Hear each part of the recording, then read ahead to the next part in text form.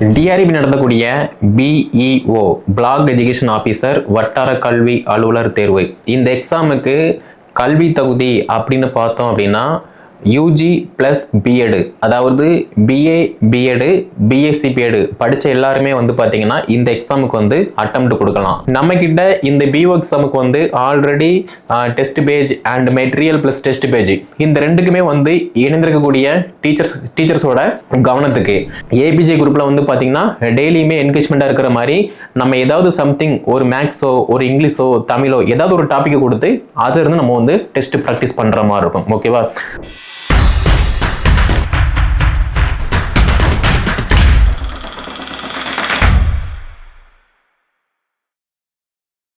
TRP நடத்தக்கூடிய BEO black education officer வட்டார கல்வி அலுவலர் தேர்வு. இந்த எக்ஸாமுக்கு கல்வி தகுதி அப்படின்னு பார்த்தோம் அப்படின்னா யூஜி ப்ளஸ் பிஎடு, அதாவது பிஏ பிஎடு பிஎஸ்சி பிஎடு படித்த எல்லாருமே பார்த்தீங்கன்னா இந்த எக்ஸாமுக்கு அட்டெம்ப்ட் கொடுக்கலாம். அதே மாதிரி BCom and BSc computer science இந்த ரெண்டு மேஜருமே பார்த்தீங்கன்னா இப்போதைக்கு அவைலபிள் இல்லை.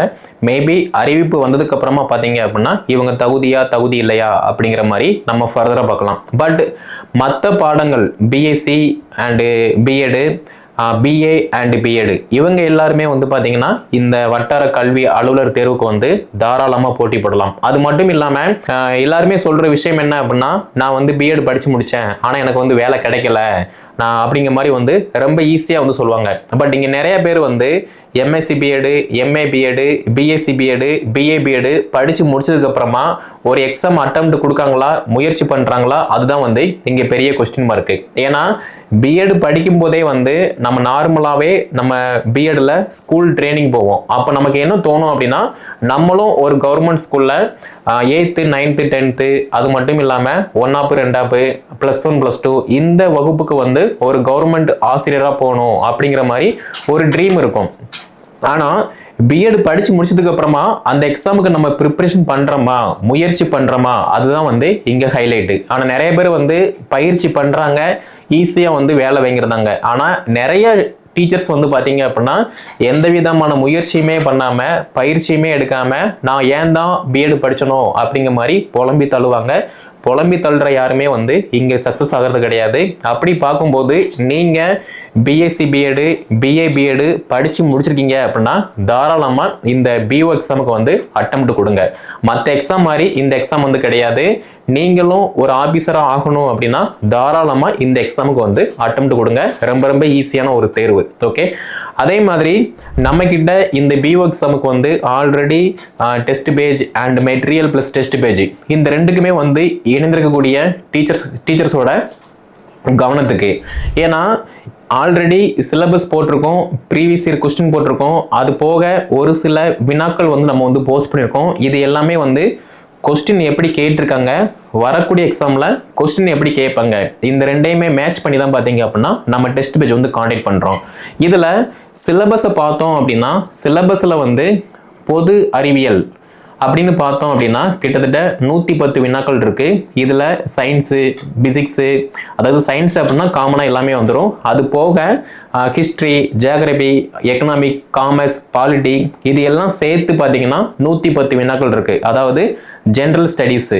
நெக்ஸ்ட் பார்த்தீங்கன்னா ஒரு 30 வினாக்கள் கல்வி உளவியல். இந்த கல்வி உளவியல் அப்படின்னு பார்க்கும்போது இப்போ பிஎட்ல first sem, second sem, fourth செம் இதில் உள்ள மிக முக்கியமான அறிவியல் அறிஞர்கள் சொல்லக்கூடிய மேற்கோள்கள், கருத்துக்கள், அதே மாதிரி கல்வி திட்டங்கள் இது எல்லாமே உள்ளடங்கும். அது மட்டும் இல்லாமல் மத்திய அளவில் மாநில அளவில் உள்ள மிக முக்கியமான கல்வி திட்டங்கள் எப்போ கொண்டு வந்தாங்க, என்ன பர்பஸ்க்காக கொண்டு வந்தாங்க, அதுக்கு கமிட்டி தலைவர் யாரு அப்படிங்கிற மாதிரி டீட்டெயிலாக படிக்கிற மாதிரி இருக்கும். ஸோ இப்போ கரண்ட் அப்டேட் வரைக்குமே நம்ம படித்தா மட்டும்தான் அந்த 30க்கு 30 25 மார்க் எடுக்க முடியும். இது போக 10 மார்க் காமனாக எல்லாத்துலேயுமே இருந்து கேட்பாங்க.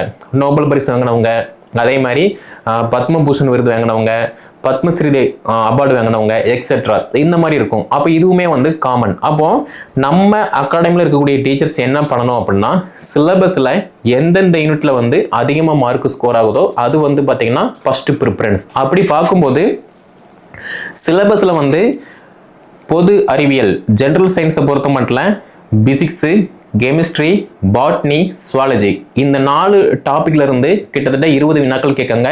இந்த 20 வினாக்களுமே வந்து மஸ்ட் இம்பார்ட்டன்ஸ். ஓகே, அப்படி பார்க்கும்போது சிலபஸில் என்னென்ன டாபிக் இருக்கோ அந்த டாபிக் தகுந்த மாதிரி மெட்டீரியல் ப்ளஸ் டெஸ்ட் பேஜ் அப்படின்னா அதுக்கு தகுந்த மாதிரி பிடிஎஃப் அப்டேட் ஆகும். டெஸ்ட் பேஜ் மட்டும் அப்படின்னா அந்த டெஸ்ட்டுக்கான டாபிக் வந்து நம்ம ஏபிஜே குரூப்பில் போடுவோம். அதை நம்ம அகாடமியில் இருக்கக்கூடிய டீச்சர்ஸ் ஃபாலோ பண்ணுற மாதிரி இருக்கும். இது வந்து ஃபர்ஸ்ட் ப்ரிஃபரன்ஸ். ஓகே, நெக்ஸ்ட் பார்த்தீங்க அப்படின்னா ஹிஸ்ட்ரி, ஐஎன்எம், பாலிட்டி. இந்த ஹிஸ்ட்ரி, ஐஎன்எம் அண்ட் பாலிட்டி இந்த மூணுக்குமே வந்து என்ன வித்தியாசம் அப்படின்னு நம்ம ஃபர்ஸ்ட் புரிஞ்சுக்கணும். ஹிஸ்ட்ரி அப்படின்னா வரலாறு, நம்ம எல்லாருக்குமே தெரியும். வரலாறுல இந்தியா விடுதலைக்கு முன்னர், பின்னர், தமிழ்நாடு எக்ஸெட்ரா. அப்போ இதனுடைய மிக முக்கியமான வரலாற்று நிகழ்வுகள் பற்றி நம்ம டீட்டெயிலாக வந்து படிக்கிற மாதிரி இருக்கும். அடுத்து பார்த்தீங்கன்னா ஐஎன்எம், இந்திய தேசிய இயக்கம். இந்திய தேசிய இயக்கத்தை பற்றி நம்ம இந்திய விடுதலைக்காக பாடுபட்ட விடுதலை வீரர்கள், அது மட்டும் இல்லாமல் தமிழ்நாட்டினுடைய தலைவர்கள், அவர்களுடைய பயோகிராபி, எங்கே பிறந்தாங்க, எங்கே வாழ்ந்தாங்க, அவர்களுடைய சிறப்புகள் என்ன அப்படிங்கிற மாதிரி டீட்டெயிலாக வந்து படிக்கிற மாதிரி இருக்கும். அடுத்து அரசியல், அதாவது அரசியல் அப்படின்னு பார்க்கும்போது அரசியல் அமைப்பு. இப்போ இதுலேயுமே வந்து பார்த்தீங்கன்னா ஒரு மனிதனுக்கு சுதந்திர உரிமைனா என்ன, பேச்சு உரிமைனா என்ன, அடிப்படை உரிமைனா என்ன அப்படிங்கிற மாதிரி A to Z வந்து படிக்கிற மாதிரி இருக்கும். ஸோ அப்போ இருந்து இப்போ வரைக்குமே வந்து என்னென்ன அரசியலமைப்பினுடைய முன்னேற்றங்கள் இருக்குது அப்படிங்கிற மாதிரி டீட்டெயிலாக பார்க்கணும். இது எல்லாம் சேர்த்து பார்த்தீங்கன்னா ஒரு 20 மார்க் இருக்குது. இந்த 20 மார்க்குக்கு வந்து நம்ம ஸ்கூல் புக்கில் இருந்து டிகிரி லெவல் ப்ளஸ் இப்போ கரண்ட் ட்ரெண்டிங்கில் என்னென்ன இருக்கோ அது எல்லாத்தையுமே வந்து பார்க்குற மாதிரி இருக்கும். ஓகேவா, இப்போ கரண்ட் ட்ரெண்டிங் அப்படின்னு பார்த்தோம் அப்படின்னா இப்போ ஆளுநர்கிட்ட இருந்து நம்ம யூனிவர்சிட்டி பார்த்தீங்க அப்படின்னா அதனுடைய ஒரு சில இது வந்து திருத்தங்கள் வந்து முதலமைச்சர் அவங்க கிட்ட வந்து இருக்கு. அப்போ அதனுடைய அரசியலமைப்பு விதி என்ன அப்படிங்கிற மாதிரி டீட்டெயிலாக பார்க்குற மாதிரி இருக்கும். ஓகேவா, நெக்ஸ்ட் பார்த்தீங்க அப்படின்னா தமிழ்ல இருந்து 18 வினாக்கள் கேட்காங்க. இதுவுமே வந்து மஸ்ட் இம்பார்ட்டன்ஸ். அவ்வளோ ஈஸியெல்லாம் வந்து கேட்க மாட்டாங்க வினாக்கள், ரொம்ப கிரிட்டிக்கலாக கேட்பாங்க. ஃபார் எக்ஸாம்பிள் திருக்குறள்ல இருந்து ஒரு குறளை கொடுத்துட்டு இந்த குறள் வந்து எந்த அதிகாரத்துக்கு கீழே வந்து வருது அப்படிங்கிற மாதிரி வந்து கேட்பாங்க. அதே மாதிரி நிறைய டாபிக் இருக்கு, அது எல்லாத்தையுமே வந்து படிக்கிற மாதிரி இருக்கும். ஓகேவா, இதுல வந்து 18 மார்க் இருக்கு. நெக்ஸ்ட் பாத்தீங்க அப்படின்னா இங்கிலீஷை பொறுத்த மட்டும் ஒரு ஒரு ஒரு ஆசிரியருடைய பயோகிராபி பற்றி கேட்கலாம், அப்படி இல்லை அப்படின்னா கிராமரை பற்றி கேட்கலாம் எக்ஸெட்ரா. ஸோ அதுல இருந்துமே வந்து 18 மார்க் இருக்கு. இப்போ சார் எனக்கு வந்து இங்கிலீஷ் வராது, அப்போ நான் என்ன பண்ணேன் அப்படின்னா ஒன்றும் பிரச்சனை இல்லை, 18 மார்க் இருக்கு. 18க்கு நீங்கள் அப்படி இப்படின்னு போட்டால் கூட ஒரு 5 மார்க்கோ ஒரு 10 மார்க்கோ ஒரு 12 மார்க்கோ வந்து ஈஸியாக எடுத்துடலாம். ஓகே, அதே மாதிரி ஒரே ஒரு விஷயம்தான், வராத ஒரு டாப்பிக்கை வந்து நீங்கள் முட்டி மோதி நிற்க வேண்டாம். ஓகேவா, எந்த டாபிக் வருதோ அந்த டாப்பிக்கை நீங்கள் நல்லா படிக்கிற மாதிரி இருக்கும்.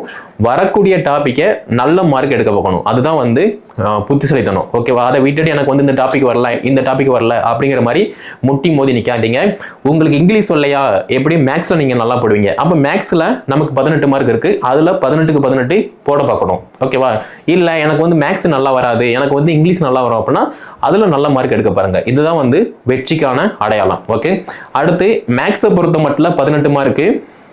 அதே மாதிரி இந்த மேக்ஸுக்கு வந்து என்ன ஒரு ஹைலைட் அப்படின்னா ஜென்ரல் ஸ்டடீஸில் வந்து எங்க இருந்து வேணா எப்படி வேணா கொஸ்டின் கேட்பாங்க.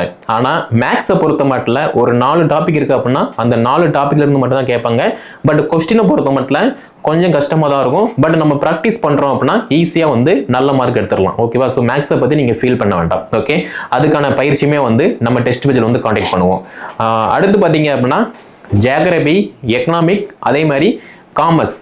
இப்போ ஜியோகிராபி அப்படின்னு பார்த்தோம் அப்படின்னா இந்தியாவினுடைய புவியியல் அமைப்பு, தமிழ்நாட்டினுடைய புவியியல் அமைப்பு, அதே மாதிரி இந்தியாவினுடைய பொருளாதாரம், தமிழ்நாட்டினுடைய பொருளாதாரம், வணிக அமைப்பு வந்து இந்தியாவில் வந்து எப்படி இருந்துச்சு, தமிழ்நாட்டினுடைய வணிக அமைப்பு வந்து எப்படி இருந்துச்சு அப்படிங்கிற மாதிரி டீட்டெயிலாக 1 by 1 வந்து பார்க்குற மாதிரி இருக்கும். ஓகே, வணிகம் வேற, பொருளியல் வேற, ரெண்டுக்குமே டிஃப்ரெண்ட் இருக்கு. ஸோ ஓகே, கன்ஃபியூஸ் ஆகாமல் படிக்கிற மாதிரி இருக்கும். ஸோ இதுல இருந்து கிட்டத்தட்ட 16 வினாக்கள் கேட்காங்க. அதுக்குமே வந்து சிலபஸ்ல என்ன இருக்கோ அதுக்கு தகுந்த மாதிரி நம்ம கைடன்ஸ் கொடுப்போம். அதை மட்டும் ஃபாலோ பண்ணி படிச்சா மட்டும் போதுமானது. ஓகே, அப்போ இது எல்லாம் சேர்த்து நமக்கு 110 மார்க் வந்து கவர் ஆகுது. இந்த 110க்கு 110 நம்மளால போட முடியுமா அப்படின்னா கண்டிப்பா முடியாது. ஆனா 110க்கு ஒரு 85+ அதே மாதிரி 95+ வந்து பார்த்தீங்கன்னா நம்மளால கண்டிப்பாக எடுக்க முடியும். ஓகேவா? இதுக்கான பயிற்சி வந்து நம்ம அகாடமி சார்பாக ஆல்ரெடி நம்ம கிட்ட இருக்கக்கூடிய டீச்சர்ஸ் எல்லாத்துக்குமே வந்து பார்த்தீங்கன்னா அந்த ஏபிஜே குரூப்ல வந்து நம்ம ப்ராப்பராக வந்து ஃபாலோ பண்ணுவோம். நீங்கள் அதை கரெக்டாக டெஸ்ட் எல்லாமே அட்டன் பண்ணி ஓஎம்ஆர் சீட்டை வந்து சப்மிட் பண்ணணும். ஓகேவா? இது வந்து மஸ்ட் இம்பார்ட்டன்ஸ். இது வந்து ஜென்ரல் ஸ்டடீஸ். நெக்ஸ்ட் பார்த்தீங்க அப்படின்னா ஒரு 10 மார்க் வந்து கரண்ட் அஃபேர் ஜிகே இருக்கு. கரண்ட் அஃபேர் ஜிகேனா என்ன? பொது அறிவு, நடப்பு நிகழ்வுகள். ஸோ பொது அறிவு அப்படின்னு பார்க்கும்போது இப்போ இந்தியாவின் புவியியல் அமைப்பு இருக்கு. அப்போ இமயமலையினுடைய உயரம் என்ன, எவரெஸ்ட் சிகரத்தினுடைய உயரம் என்ன அப்படிங்கிற மாதிரி வந்து காமனாக கேட்பாங்க. ஸோ இந்த மாதிரி கேட்டாங்கன்னா நீங்கள் ஈஸியாக ஆன்சர் பண்ணிடுவீங்க. ஆனால் கொஸ்டின் வந்து கிரிட்டிக்கலாக கேட்பாங்க. ஓகேவா? அதே மாதிரி பார்த்தீங்க அப்படின்னா நடப்பு நிகழ்வுகள். ஸோ இப்போ கரண்டில் வந்து பார்த்தீங்க அப்படின்னா இப்போ ஆளுநர்கிட்ட இருந்து நம்ம முதலமைச்சர்கிட்ட வந்து பார்த்தீங்கன்னா ஒரு இது வந்து வருது, ஒரு ஆர்டர் வந்து வருது அப்படின்னா அது எந்த அரசியலமைப்பு விதியின்படி வந்து கொடுக்காங்க அப்படிங்கிற மாதிரி வந்து பார்க்குற மாதிரி இருக்கும். அப்போ இது எல்லாத்தையுமே பார்க்கணும். இது போக வந்து இப்போ ரீசெண்டாக வந்து பாகிஸ்தானுக்கும் நம்ம இந்தியாவுக்கும் பார்த்தீங்கன்னா போர் ஏற்படுற மாதிரி இருக்கு. அதில் முதல் அமைப்பாக வந்து பார்த்தீங்கன்னா சிந்து நதியை வந்து ஸ்டாப் பண்ணி வச்சிருக்காங்க. அப்போ இது வந்து எந்த அரசியலமைப்பில் வந்து வருது அப்படிங்கிற மாதிரி பார்க்குற மாதிரி இருக்கும். இது எல்லாமே கரண்ட் அப்டேட். ஓகேவா? இதுலேயுமே வந்து 10 மார்க் இருக்கு. இந்த 10 மார்க்குமே வந்து மஸ்ட் இம்பார்ட்டன்ஸ். நிறைய பேர் வந்து போட்டித் தேர்வுக்கு ப்ரிப்பரேஷன் பண்ணுறோம் அப்படின்னா நியூஸ் பேப்பர் படிக்காமல் தேவையில்லாமல் இந்த யூடியூப் சேனல், இன்ஸ்டாகிராம், டெலிகிராம் வந்து ஃபாலோ பண்ணிட்டு இருப்பாங்க. ஆனால் நியூஸ் பேப்பரை பொறுத்த மட்டும் நியூஸ் பேப்பர் யார் ரீட் பண்ணுறாங்களோ, ஹிந்து, தமிழ், தினமணி, இந்த 2 நியூஸ் பேப்பரை யார் ரீட் பண்ணுறாங்களோ அவங்க எல்லாருமே வந்து 10க்கு 10 மார்க் ஈஸியாக எடுத்துடலாம். ஏன்னா நியூஸ் பேப்பரை படிக்கும்போது மட்டும்தான் நம்ம உலகத்தில், நம்ம இந்தியாவில், நம்ம தமிழ்நாட்டில் எந்தெந்த மாநிலத்தில் என்னென்ன நடக்கு அப்படிங்கிற மாதிரி எல்லா டேட்டாவுமே வந்து அது கவர்மெண்ட் சர்வெண்டா நமக்கு தெரிய வாய்ப்பு இருக்கும். ஓகே, ஸோ இது வந்து மஸ்ட் இம்பார்ட்டன்ஸ். இதுக்கு தேவையான எல்லா அப்டேட்டுமே வந்து நம்ம ஏபிஜே குரூப்ல வந்து அப்டேட் ஆகும். அதை நீங்க வந்து ஃபாலோ பண்ணிக்கலாம். அப்போ 10க்கு ஒரு 6 மார்க் இல்லைன்னா ஒரு 5 மார்க் வச்சுக்கலாம். ஓகேவா? ஸோ ஈஸியாக வந்து நல்லா ஸ்கோர் பண்ணுற மாதிரி இருக்கும். நெக்ஸ்ட் பார்த்தீங்க அப்படின்னா 30 மார்க் வந்து கல்வி உளவியல், எஜுகேஷனல் சைக்காலஜி. இதை பொறுத்த மட்டும் பிஎட் ஒரு வருஷம் படிச்சிருந்தீங்க அப்படின்னா ஃபர்ஸ்ட் செம் படிக்கிற மாதிரி இருக்கும். அதே மாதிரி பிஎட் 2 வருஷம் படிச்சிருந்தீங்க அப்படின்னா first sem, second sem, fourth செம். இதில் உள்ள மிக முக்கியமான கல்வி அறிவியல் அறிஞர்கள் வந்து என்ன சொல்லியிருக்காங்க அப்படிங்கிற மாதிரி டீட்டெயிலாக வந்து பார்க்குற மாதிரி இருக்கும். சேம் டைம் மத்திய அளவில், மாநில அளவில் உள்ள மிக முக்கியமான கல்வி திட்டங்கள் என்ன பர்பஸ்க்காக கொண்டு வந்த வருடம் என்ன, அந்த திட்டம் வந்து சக்சஸா ஃபெயிலியரா, அதை பற்றியுமே வந்து படிக்கிற மாதிரி இருக்கும். ஸோ இதுலேயுமே வந்து பார்த்தீங்கன்னா 30 வினாக்கள் இருக்கு. 30ல் நம்ம ஆவரேஜாக ஒரு 25 மார்க் எடுத்தோம் அப்படின்னா ஈஸியாகவே வந்து பார்த்தீங்கன்னா நல்லா ஸ்கோர் பண்ணுற மாதிரி இருக்கும். ஓகேவா? ஸோ நெக்ஸ்ட் பார்த்தீங்க அப்படின்னா இந்த ஜென்ரல் ஸ்டடீஸை பொறுத்த மட்டும் எல்லாருமே படிப்பாங்களா அப்படிங்கிற மாதிரி தெரியாது. ஆனால் கல்வி உளவியல், மேக்ஸு இது வந்து பார்த்தீங்கன்னா காமனாக எல்லாருமே வந்து படிக்காமல் இருந்தால் கூட ஒரு நல்ல மார்க் எடுப்பாங்க. ஆனால் ஜென்ரல் ஸ்டடீஸில் யார் ஃபோக்கஸ் பண்ணி நல்லா படிக்காங்களோ அவங்க தான் வந்து சக்ஸஸ்ஃபுல்லாக ஒரு பிளாக் எஜுகேஷன் ஆஃபீஸராக வந்து ஆக முடியும். ஓகே, அப்படி பார்க்கும்போது நம்ம அகாடமி சார்பாக சிலபஸில் உள்ள எல்லாத்துக்குமே வந்து சிலபஸ் வைஸ், யூனிட் வைஸ் வந்து நம்ம ப்ராப்பராக வந்து ஃபாலோ பண்ணுவோம். அதை ஃபாலோ பண்ண வேண்டியது உங்களுடைய கடமை மட்டும்தான். ஓகே, ஆல்ரெடி அந்த ஏபிஜே குரூப்பில் வந்து syllabus, previous year question and OMR seat எல்லாமே போட்டிருக்கோம். அதை நீங்கள் பிரிண்ட் அவுட் போட்டு வச்சுக்கோங்க. சிலபஸை பார்க்கும்போது மட்டும்தான் நம்ம எங்கே படிக்கணும், எப்படி படிக்கணும் அப்படிங்கிற மாதிரி வந்து ஒரு கிளியர் ஐடியா கிடைக்கும். ப்ரீவியஸ் இயர் கொஸ்டினை பார்க்கும்போது மட்டும்தான் இப்படி கொஸ்டின் கேட்டிருக்காங்க, போன வருஷம் இப்படி கொஸ்டின் கேட்டிருக்காங்க, வரக்கூடிய வருஷம் வந்து எப்படி வேணால் கேட்பாங்க, அப்போ அதுக்கு தகுந்த மாதிரி நம்ம படிக்கணும் அப்படிங்கிற மாதிரி நம்மளுடைய மனது வந்து சொல்லும். அதே மாதிரி மாடல் ப்ராக்டிஸ் அட்டன் பண்ணும்போது மட்டும்தான் நம்ம நல்லா படிக்கும், ஏன் மார்க் குறையுது, நம்ம எதில் மிஸ்டேக் பண்ணுறோம் அப்படிங்கிற மாதிரி ஒரு ரியலைஸ் வந்து பண்ண முடியும். அதனால சிலபஸ், ப்ரீவியஸ் இயர் கொஸ்டின், பேசிக்கான அப்டேட்டு, டெய்லியுமே வந்து ப்ராக்டிஸ், இது வந்து மஸ்ட் இம்பார்ட்டன்ஸ். நம்ம அகாடமிஸ் ஆல்ரெடி ஏபிஜே குரூப்பில் வந்து பார்த்தீங்கன்னா டெய்லியுமே என்கேஜ்மெண்ட்டாக இருக்கிற மாதிரி நம்ம ஏதாவது சம்திங், ஒரு மேக்ஸோ, ஒரு இங்கிலீஷோ, தமிழோ ஏதாவது ஒரு டாப்பிக்கை கொடுத்து அதிலிருந்து நம்ம வந்து டெஸ்ட் ப்ராக்டிஸ் பண்ணுற மாதிரி இருக்கும். ஓகேவா? ஸோ 110க்கு வந்து பார்த்தீங்க அப்படின்னா நம்ம நல்ல மார்க் ஸ்கோர் பண்ணுற மாதிரி இருக்கும். நல்ல மார்க் அதாவது 150க்கு 110 வந்து பார்த்தீங்கன்னா ஜென்ரல் ஸ்டடீஸு, அதில் வந்து நம்ம வந்து ஒரு 85+ நம்ம வச்சுக்கலாம். அதே மாதிரி ஒரு 10 மார்க் வந்து பார்த்தீங்கன்னா கரண்ட் அஃபேர் ஜிகே இருக்குது. அதில் நம்ம ஆவரேஜாக வந்து ஒரு 5 மார்க் எடுத்துக்கலாம். அப்போ 85 + 5 பார்த்தீங்கன்னா 95 மார்க் ஆச்சு. அதே மாதிரி சைக்காலஜியில் வந்து பார்த்தீங்கன்னா 30 மார்க் இருக்கு. 30க்கு ஒரு 25 போட்டோம் அப்படின்னா ஈஸியாகவே வந்து பார்த்தீங்கன்னா 120 மார்க் வந்து எடுத்துடலாம். இந்த 120 மார்க் எடுத்து நம்மளை வேலைக்கு வேண்டாம்னு சொல்ல போறாங்களா? கண்டிப்பாக கிடையாது. 120 மார்க் எடுத்துட்டோம் அப்படின்னா வாங்க ராஜா, நீங்க தான் வந்து இந்த எக்ஸாமுக்கு வந்து தகுதியானவங்க அப்படின்னு சொல்லி ஈஸியாக அப்பாயின்மெண்ட் ஆர்டர் வந்து கொடுத்துருவாங்க. ஸோ திங்க் பண்ணி பாருங்க, படிக்க ஸ்டார்ட் பண்ணுங்க. நான் பிஎஸ்சி பிஎட் படிச்சிருக்கேன், எனக்கு வேலையே இல்லை, நான் பிஏ பிஎட் படித்தேன், எனக்கு வேலையே இல்லை அப்படிங்கிற மாதிரி தயவு செய்து புலம்பாதீங்க.